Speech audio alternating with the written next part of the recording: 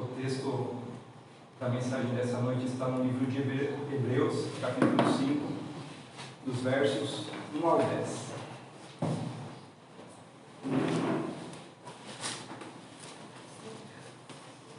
Então, o contexto ali de Hebreus, né, os cristãos hebreus, né, do povo de Israel, eles estavam enfrentando a tentação de voltar à religião dos seus pais, né, aqueles costumes da velha aliança, né, do Antigo Testamento.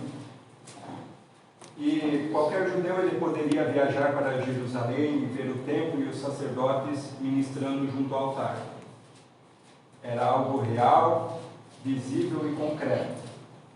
Então eles estavam nessa perseguição, talvez sentindo, né, até a questão da opressão dos pais, né? Poxa, vocês estão deixando o judaísmo para seguir esse Cristo, né? E eles estavam tentados, né, a voltar, né, para essa velha aliança, essa religião judaica. Então o livro de Hebreus ele adverte, né, orienta também a esses novos cristãos, esses cristãos hebreus, que eles se voltem para Cristo. Ele dá uma orientação no panorama, né, de como era no Antigo Testamento e apresenta Jesus nessa nova forma aqui no Novo Testamento. Então, né, como eu falei aqui, né, essa tendência, né, a vida espiritual, a vida com Cristo, é uma vida de fé, é uma vida que não necessariamente pode ser vista pelas pessoas que estão ao nosso redor, né? Ou pelo menos vivida assim de forma evidente, né? Enquanto que para eles o templo, né, todas aquelas ordens que Deus tinha dado lá para o povo de Israel, lá no início, em Êxodo, em Levítico, né, isso era muito real para eles, viver essa fé que é baseada na lei, né? Então eles tinham essa tentação de estarem voltando para tudo aquilo, né? Aquilo que elas já viviam, porque é uma fé, né, que é uma vida de aparência, na verdade, não é uma vida, né, espiritual, viva, né, com convicção. Então todo mundo que era judeu já é uma rotina de vida, né, guardar o sábado, ir lá ao templo, né, uma vez por ano tinha o sacrifício pela propiciação dos pecados. Então isso era um estilo, uma cultura de vida para eles também, né? E essa nova pregação daquilo que veio através de Jesus Cristo estava sendo, né, em alguns momentos talvez um peso em que eles estavam repensando, né? Então aqui o autor de Hebreus ele traz, né, um panorama do Antigo Testamento junto, né, para o Novo Testamento, para aquilo que Jesus Cristo veio fazer. Então, no capítulo 5, nessa leitura de hoje, a gente vai ter a parte central, né, do sumo sacerdócio de Cristo. Então, vamos proceder com a leitura. Capítulo 5, verso 1. Todo sumo sacerdote é escolhido dentre os homens e designado para representá-los em questões relacionadas com Deus e apresentar ofertas e sacrifícios pelos pecados. Ele é capaz de se compadecer dos que não têm conhecimento e se desviam, visto que ele próprio está sujeito à fraqueza. Por isso ele precisa oferecer sacrifícios por seus próprios pecados, bem como pelos pecados do povo. Ninguém toma essa honra para si mesmo, mas deve ser chamado por Deus, como de fato o foi Arão. Da mesma forma, Cristo não tomou para si a glória de se tornar sumo sacerdote. Mas Deus lhe disse: Tu és meu filho, eu hoje te gerei. E diz no outro lugar: Tu és sacerdote para sempre, segundo a ordem de Melquisedeque. Durante os seus dias de vida na terra, Jesus ofereceu orações e súplicas em alta voz e com lágrimas, àquele que o podia salvar da morte, sendo ouvido por causa da sua reverente submissão. Embora sendo filho, ele aprendeu a obedecer por meio daquilo que sofreu. E uma vez aperfeiçoado, tornou-se a fonte da salvação eterna para todos os que lhe obedecem. sendo designado por Deus sumo sacerdote, segundo a ordem de Melquisedeque. Então o autor aqui ele traz um panorama, a representação do sumo sacerdote, que é uma pessoa que era designada por Deus dentro da tribo de Levi. Lembrem lá quando Deus separa Abraão para a partir dele fazer uma nação, né? Depois tem Isaac e Jacó tem os filhos lá, e um dos filhos, né, cada filho representa uma tribo, né, do povo de Israel. E o filho Levi, essa tribo, ela foi escolhida para os serviços de Deus. Então eles trabalhavam para manter o templo em ordem, trabalhavam naquela época quando o povo estava caminhando pelo deserto para manter o tabernáculo, né, toda a estrutura do templo para a adoração a Deus, né, toda aquele aparato, tudo aquilo que estava ligado a Deus e que lembrava o povo, né, de que Deus estava no meio deles e caminhando junto com eles, né. E o sumo sacerdote, né, foi a pessoa designada por Deus, né, a partir de Arão. Depois, quando Moisés ele recebe as tábuas da lei,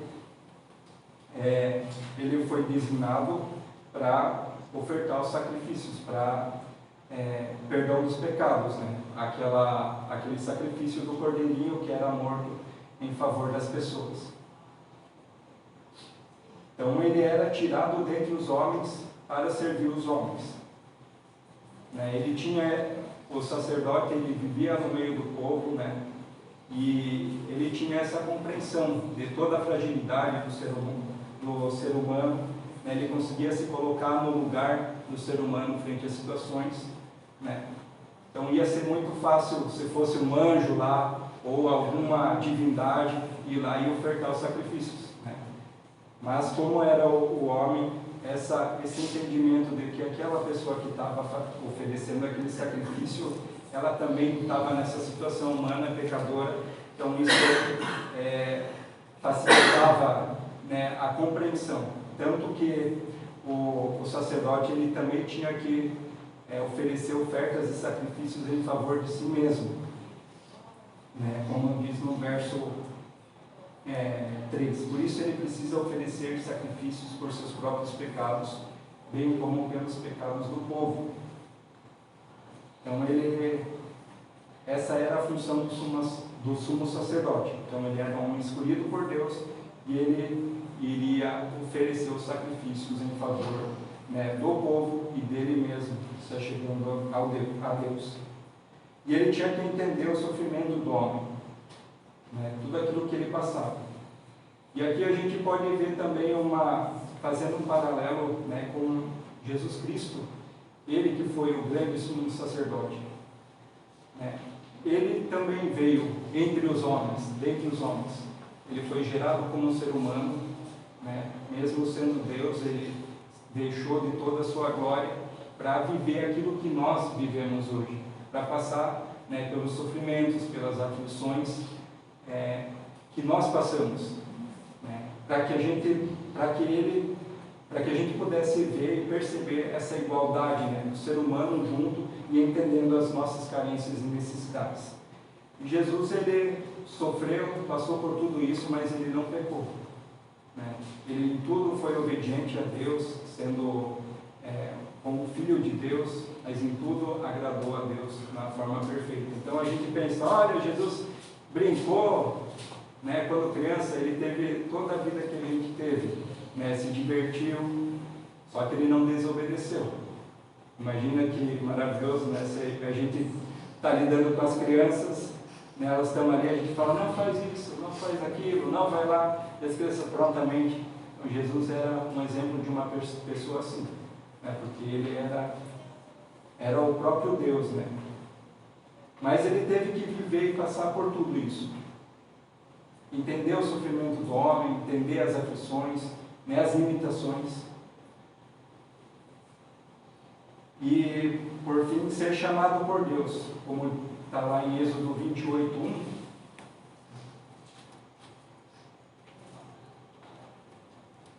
Que diz o seguinte, né, chame seu irmão Arão e separe-o dentre os israelitas e também os seus filhos, Nadab e Abiú, Eleazar e Itamar, para que me sirvam como sacerdotes. Então era um chamado que o Senhor mesmo fazia para as pessoas que deveriam servi-lo no templo. E depois no capítulo 26 a gente tem uma série de especificações, como deveriam se portar as pessoas que iriam fazer esse serviço de sumo sacerdote, como elas tinham que ser. Então, isso tudo de acordo com o plano e o projeto de Deus. Então, Jesus Cristo, Ele próprio, Ele também foi chamado por Deus para exercer esse ministério de sacerdote. E, além disso, Ele também foi rei, o seu reinado sobre os povos. E lá nos versos 5 e 6 diz o seguinte: da mesma forma, Cristo não tomou para si a glória de se tornar um sumo sacerdote, mas Deus lhe disse: tu és o meu filho, eu hoje te gerei. E diz no outro lugar: tu és sacerdote para sempre, segundo a ordem de Melquisedeque. O que representa esse sacerdócio de Melquisedeque? Lá no Salmo 110:4 a gente tem uma referência. A gente tem poucos momentos na Bíblia que a gente vê falando sobre Melquisedeque. No Salmo 110:4 diz assim: o Senhor jurou e não se arrependerá. Tu és sacerdote para sempre, segundo a ordem de Melquisedeque. Então isso já era um salmo profético a respeito da vinda de Cristo. E o que representa essa ordem de Melquisedeque para o povo e para nós também, em que o autor aqui ele usa para fazer referência a Jesus Cristo. Lá no capítulo 14 de Gênesis, vou fazer uma pequena leitura dos versos 18 ao 20. Então Melquisedeque, rei de Salém e sacerdote do Deus Altíssimo, trouxe pão e vinho e abençoou Abraão, dizendo: bendito seja Abraão pelo Deus Altíssimo, Criador dos céus e da terra, e bendito o Deus Altíssimo que entregou os seus inimigos em suas mãos. E Abraão lhe deu o dízimo de tudo. A gente não tem um histórico sobre a vida de Melquisedeque aqui na palavra, na Bíblia. Então, esse paralelo que se faz desse sacerdote e rei, que era rei de Salém, ou rei de paz, que também significa a cidade de Jerusalém, naquela época, naquele tempo antigo, ele era sacerdote e rei. Isso representa também esse sacerdócio de Cristo e esse reinado de Cristo. E Melquisedeque, ele não teve nem um histórico sobre a sua origem, ele só aparece ali na palavra e depois ele some, não tem mais nenhuma relação assim, contando de como, da onde que ele veio, quem eram os seus pais, e tampouco de sua morte. Então isso faz um paralelo, é uma sombra, que nem alguns teólogos falam, do Antigo Testamento sobre o que viria no Novo Testamento, na pessoa de Jesus Cristo. Então essa ordem de Melquisedeque representa esse reinado, esse sacerdócio e esse reinado. E Abraão, ele foi o homem escolhido por Deus para gerar esse povo abençoado por Deus. Só que a quem ele de quem ele recebeu oferta, ele era muito maior do que Abraão. Então, essa representação em que Melquisedeque traz aqui na palavra, ela traz que o senhorio de Cristo representa também no futuro o senhorio de Cristo muito maior do que aquilo que o homem já estava vivendo de acordo com as leis e com as normas que eles tinham recebido de Abraão. Nos versos 7 e 8, durante os seus dias de vida na terra, Jesus ofereceu orações e súplicas em alta voz e com lágrimas, aquele que o podia salvar da morte, sendo ouvido por causa da sua reverente submissão. Então, Jesus, ele foi preparado por Deus, ele aprendeu a depender de Deus, Jesus ele orava pelos seus, né, oferecendo súplicas, ele era piedoso e obediente.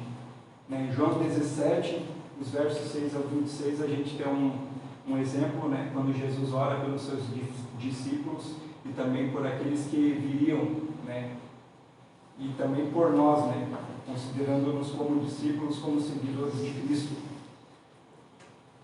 E ele era piedoso também, né, com relação, por exemplo, às crianças, em que as pessoas queriam levar as crianças para perto de Jesus, os discípulos estavam repreendendo, e Jesus fala, não, deixe que elas venham, e ele as abençoa, conforme está escrito lá em Marcos 10, do 13 ao 16.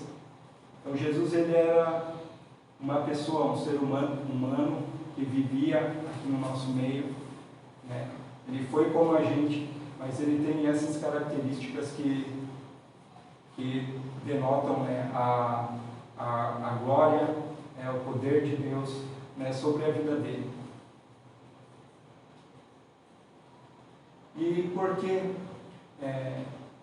aqui tem uma fala, né, que ele clamava com lágrimas que o podia salvar da morte.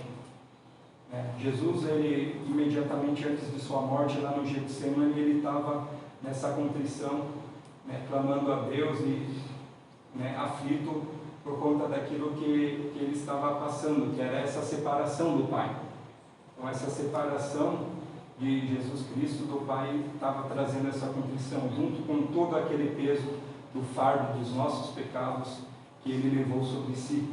E esse momento de contrição, ele estava pedindo a Deus para que o salvasse da morte. E no final do verso 7 diz assim, sendo ouvido por causa da sua reverente submissão. Jesus ele foi atendido por essa questão também.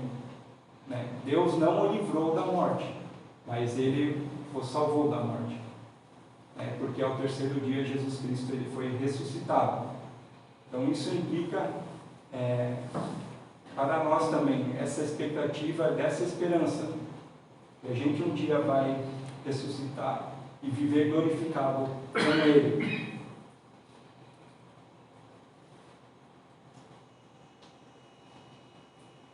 No verso 8, embora sendo filho, ele aprendeu a obedecer por meio daquilo que sofreu.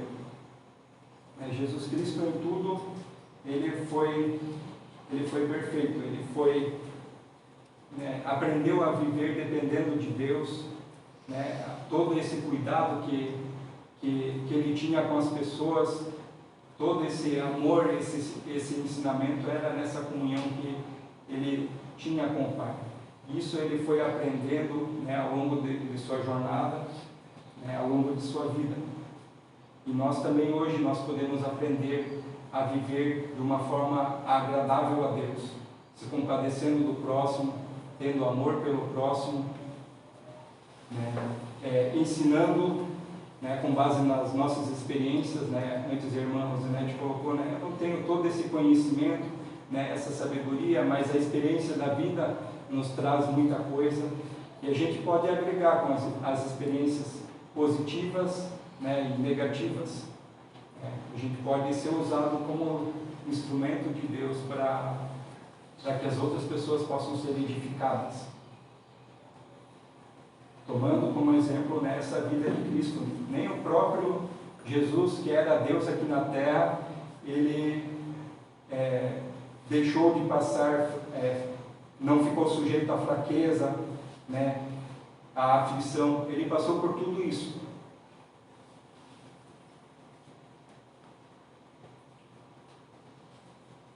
E uma vez aperfeiçoado, tornou-se a fonte da salvação eterna para todos os que lhe obedecem. Então Jesus, depois que ele foi ressuscitado, ele chegou nessa plenitude, trazendo essa salvação para que todos aqueles que seguem ele, que lhe obedecem. E eu queria fazer ainda a leitura no texto de Hebreus, no capítulo 7, nos versos 23 ao 25,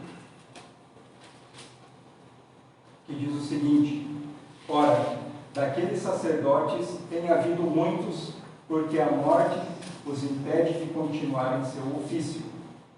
Mas visto que vive para sempre, Jesus tem um sacerdócio permanente, Portanto, ele é capaz de salvar definitivamente aqueles que, por meio dele, se aproximam de Deus, pois vive sempre para interceder por eles. Né? Jesus Cristo, ele não foi como um sumo sacerdote humano, né, que era sempre escolhido por Deus e vivia aqueles ciclos, né? Passa o tempo dele, ele morre, aí outra pessoa é colocada no lugar. Não, Jesus, ele é o sumo sacerdote perfeito, porque ele venceu a morte e ele veio trazendo a salvação para todos, né? E um sacrifício foi suficiente. Apenas um sacrifício foi suficiente para a salvação de todos aqueles que nele crêem e obedecerem a ele. Então, essa é a diferença do sumo sacerdote, né, de Jesus. Ele veio como o maior dentre todos aqueles que se passaram. E no verso 10, sendo designado por Deus sumo sacerdote, segundo a ordem de Melquisedeque. Novamente ele repete essa ordem pela importância do povo ter essa compreensão, né, de que passou aquele tempo levítico, aquele tempo que o povo, né, tinha aquele sumo sacerdote, ele ia oferecer sacrifícios anualmente a Deus para cobrir os pecados. Né? E nessa nova ordem, essa ordem que Cristo está vivendo e trouxe para a humanidade, já não precisa mais de toda essa repetição desses sacrifícios, né, de todo aquele cerimonial. Basta apenas aceitar, crer e viver na obediência com Deus para que a gente tenha, né, essa salvação eterna. Né? Em Hebreus 7:25 ainda diz, né, portanto, ele é capaz de salvar definitivamente. Então, uma vez a gente entendendo, a nossa salvação, ela é concreta, ela não é pela metade. Então, que a gente possa estar fazendo essa escolha e entendendo esse sacerdócio de Cristo em nossas vidas. Né? A gente está chegando nesse momento de Páscoa, né? Uma época de reflexão, né, sobre tantas coisas, né? Tudo aquilo que Deus fez para o povo dele e toda a história que a gente encontra na palavra, né? E como Deus também tem nos libertado. É um tempo que a gente pode estar lembrando, né, da libertação que nós tivemos dos nossos pecados e como Deus ele caminha conosco. E essa fé que a gente tem nele, né, através da salvação em Jesus Cristo, é uma salvação completa e perfeita e que não requer mais sacrifícios, né, contínuos a cada ano, né, tendo toda essa cerimônia, né, conforme Deus ensinou e Moisés repassou ao povo lá no Antigo Testamento. Então é uma nova ordem em que a gente possa estar entendendo e vivendo, né, essa fé e essa esperança que a gente tem através da vinda de Jesus Cristo, né, o próprio Deus a essa terra. Que Deus possa estar nos abençoando com essa palavra, que essa semana a gente possa ter esse desafio de estar lembrando desse sacerdócio de Cristo em nossas vidas, porque o que Jesus fez, o que ele padeceu lá na cruz do Calvário, lá era o meu lugar, era o teu lugar. Então, que o Senhor nos abençoe e nos guarde com essa mensagem. Oremos. Pai de amor, muito obrigado pela tua palavra. Te agradecemos, Senhor, por essa compreensão que podemos ter do teu plano ao longo da história, do teu plano para as nossas vidas, entregando teu Filho amado em favor de nós, ó Pai. Muito obrigado pelo perdão dos pecados. Te agradeço, Senhor, pelo sacerdócio de Cristo em nossas vidas, e possamos compreender o que isso significa para nós e viver essa fé e essa esperança que Jesus nos trouxe através da ressurreição, de ter vencido a morte, Deus, e que nós possamos ter essa expectativa de ter uma vida eterna junto contigo, Pai. Eu peço isso, Senhor, agradecido em nome de Jesus. Amém.